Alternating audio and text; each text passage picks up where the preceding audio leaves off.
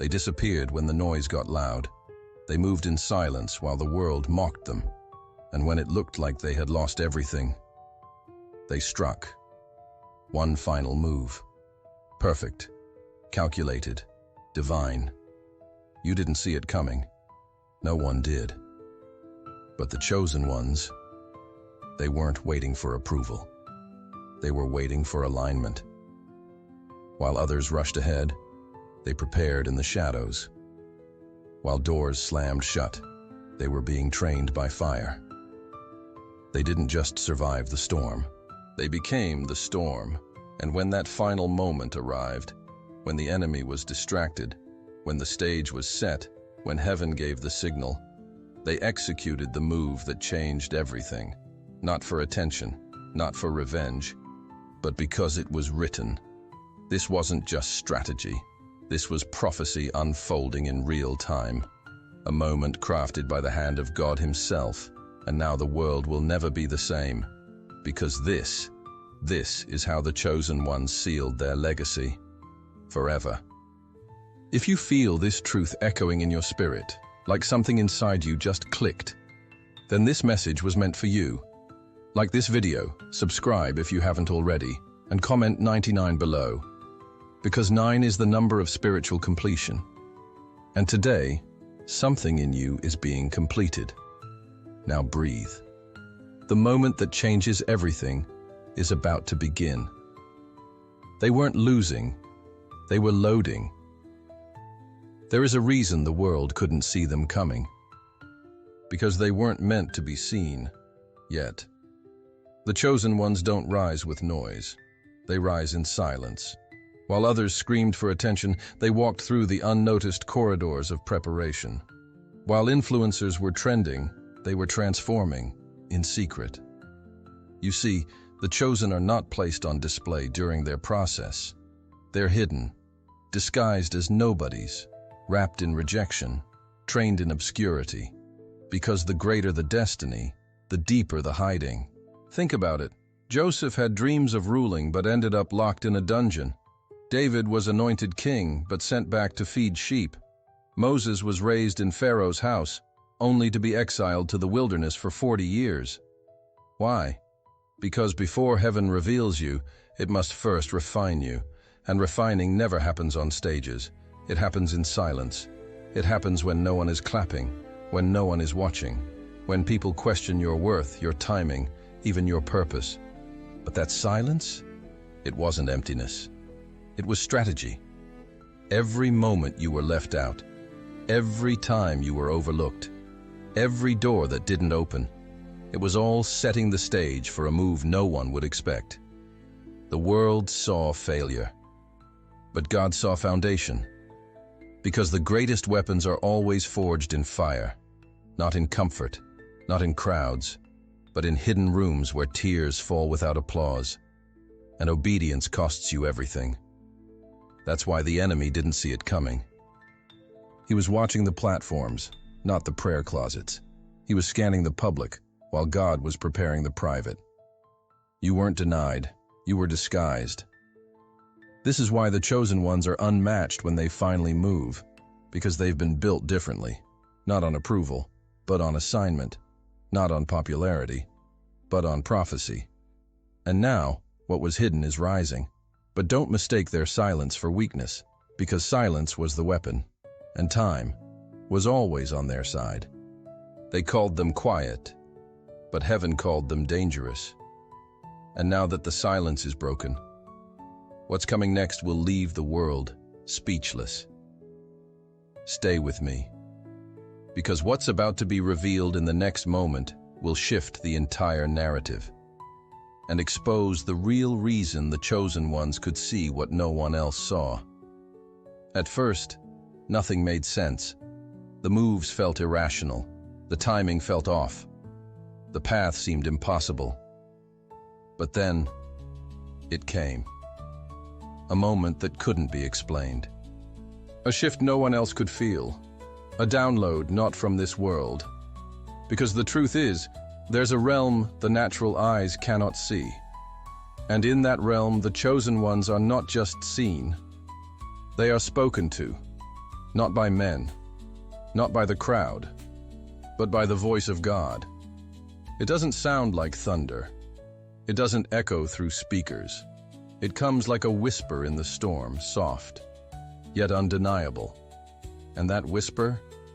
It carries divine intelligence, strategies that outsmart human logic, revelations that collapse man-made empires, instructions that reroute history.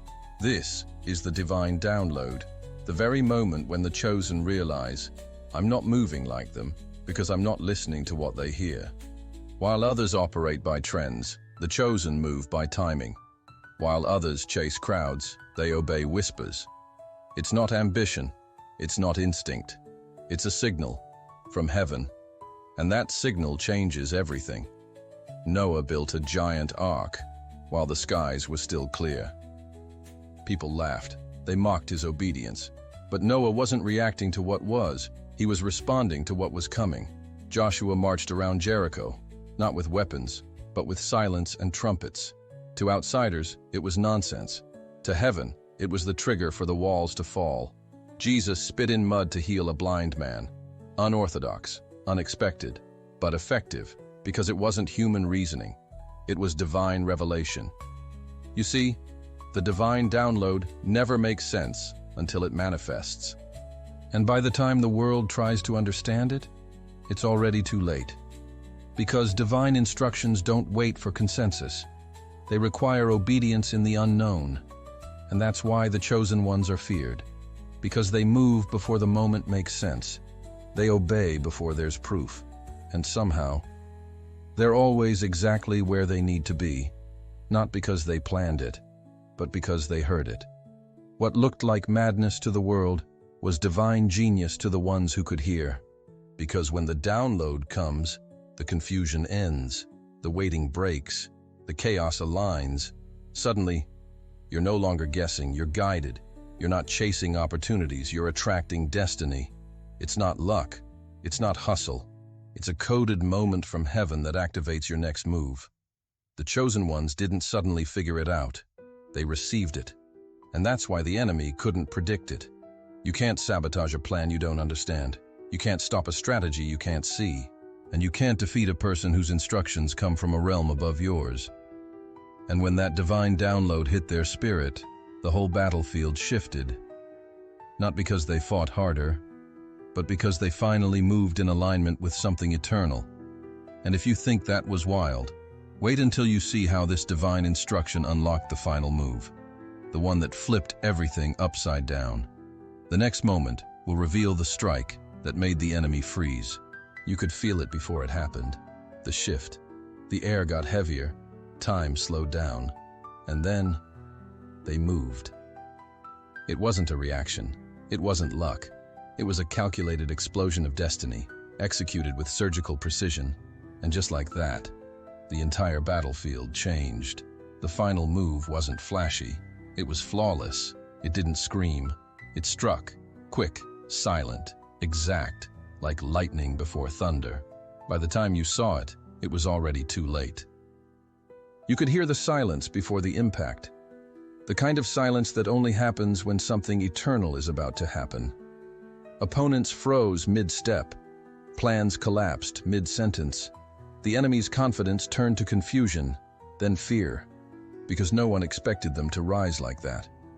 Not so suddenly, not so violently, not so perfectly. But that's what happens when a divine plan reaches its final moment. There is no room for mercy, no space for hesitation, no apologies, just fulfillment. They weren't just fighting, they were delivering judgment. And the hands that were once wounded became weapons. The enemies were gathered exactly where they needed to be. The gates were unlocked at the perfect second. The delay that once felt like suffering became perfect synchronization. Everything had aligned, not by coincidence, but by prophecy. Because the chosen ones weren't just striking back. They were closing ancient cycles. This was not just payback. It was prophetic retribution. God doesn't always warn when he's about to act. Sometimes, he just moves. Their enemies had studied them, stalked them, mocked their silence, laughed at their restraint. They assumed the chosen ones had nothing left, that the quiet meant defeat, that the storm had broken them. But the silence wasn't surrender. It was strategy. It was the build-up to the perfect blow. And when it landed, it was too precise to be human. No one could claim it was chance. No one could say it was accidental. It was divine. The kind of move that feels like time itself bowed to its power. Because when God is behind it, even your delay becomes your weapon. Even your enemies become your stage. Even your scars become your strength. And the ones who doubted you? They watched you execute the move they never thought you were capable of. It wasn't revenge. It wasn't rage. It was something far more dangerous. Obedience. Because the most terrifying warriors aren't the loudest. They're the ones who are being led by something sacred. This wasn't the kind of attack that starts a war. This was the kind that ends one. The moment the chosen struck, the war shifted. Not with chaos, but with control. Not with emotion, but with authority. And when it was over, the chosen didn't stay to explain. They just walked forward. Eyes locked on what's next. Unbothered, untouchable, unmatched. It was quick, but it echoed through eternity. One move, one moment, and everything the enemy built came crashing down. Because prophecy doesn't miss, and heaven never loses. But what happens after the strike? When the dust settles and the silence returns? What do the chosen see that the rest of the world still can't? The next part will expose how their enemy's collapse was only the beginning of a greater revealing. The same people who thought they'd won now watched in silence as the chosen walked through the fire untouched. They never saw it coming. Not because it wasn't visible, but because pride made them blind. The fall of the enemy didn't come with explosions or announcements. It came like a whisper from heaven, silent, sharp, and irreversible. They mocked the chosen, laughed at their silence, interpreted their patience as weakness, and their absence as defeat. But here's the truth. The chosen weren't losing. They were being aligned. Strategically removed from what was never theirs to begin with, and positioned for a moment no enemy could anticipate. The collapse didn't begin on the outside. It started from within. The same voices that shouted the loudest now echo in silence. The same hands that tried to block the chosen's rise now tremble in confusion. Because what they built was never built on truth, only ego. And ego is a house made of glass, beautiful under the spotlight, but fragile in the face of truth. They thought the chosen were beneath them. They didn't know the chosen were watching them build their own downfall. Every betrayal, every false accusation, every laugh behind closed doors. Heaven was recording it all. And when the clock struck, judgment didn't knock. It kicked the door down. They climbed fast, but without foundation. And when the weight of their arrogance grew too heavy, their empire crumbled under its own lies. There was no war, no warning, just collapse. Not because the chosen fought them, but because heaven removed the hedge. Favor was withdrawn, grace was lifted, and without divine covering, they were exposed for what they truly were, empty. Because what they built, status, influence, illusions of control, was rooted in mockery, not mastery. They thought the silence of the chosen meant surrender. But that silence was actually protection. They couldn't see the shield that stood between them and the wrath of consequence. But eventually, God stepped aside. And when he did, the weight of their own actions crushed them. Judgment doesn't always arrive in thunder. Sometimes, it looks like everything they touched suddenly turning cold. Doors that once opened easily slammed shut. Relationships that once served them turned against them. Platforms that once elevated them collapsed beneath them. And now, They watch. They watch the same ones they tried to destroy walk untouched through fire with favor they can't comprehend. Because what they tried to break, God was building. What they tried to curse, God was covering. And in the end, the greatest punishment wasn't death. It was watching the chosen ones become everything they tried to stop. He prepares a table before me, in the presence of my enemies. That's not just a verse. That's a prophecy, fulfilled. They tried to destroy the chosen. Now they're forced to watch them be promoted without access. This is the justice of heaven. Swift, clean, undeniable, not with revenge, but with revelation. The world now sees what God always knew. The chosen were never behind. They were being hidden for this exact moment. And those who laughed the loudest now sit in silence, not because they respect you, but because they finally realize they were never in control. They built an empire of pride, but it was no match for one chosen soul walking in truth. Now the ashes of their empire blow in the wind, and the chosen, they walk forward, unshaken. But if you think this is the end of the story, you're wrong.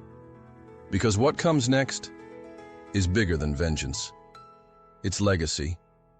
And in the next moment, you'll see why the final move wasn't just about ending the battle, but birthing a new era. The chosen ones didn't just survive. They rose, unstoppable. This wasn't their final chapter. This was the prophecy fulfilled. The final move didn't close the story. It activated the next level of destiny.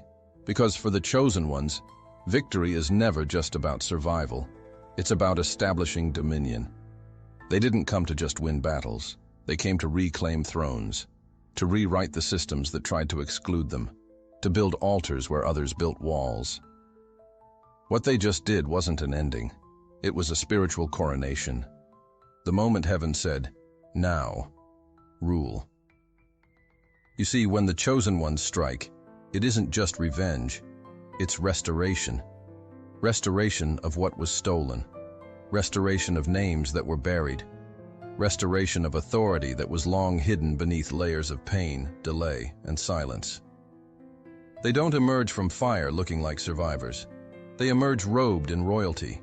Because the fire didn't destroy them, it refined them. It burned away everything that was not divine, and left only the blueprint of kingship. They didn't just outlast the war. They outgrew the battlefield. That's why nothing formed against them could stand, not because they avoided attacks, but because they outlived every weapon.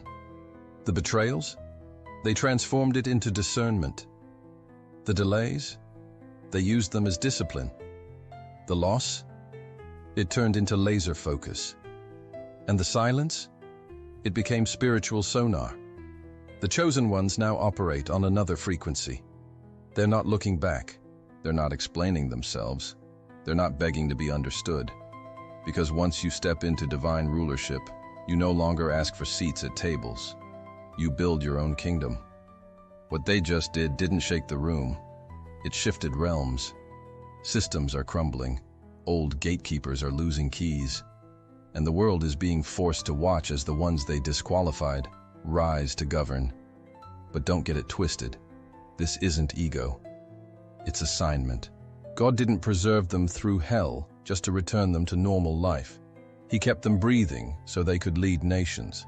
He kept them standing so they could fulfill prophecy written before time even began. They were never meant to blend in. They were forged to take territory. And now that they've arrived, every demon that tried to take them out regrets it. Because their rise wasn't just personal, it's generational. Every battle they won in secret has now unlocked blessings their bloodline will walk in. This is legacy in motion. They don't speak the same.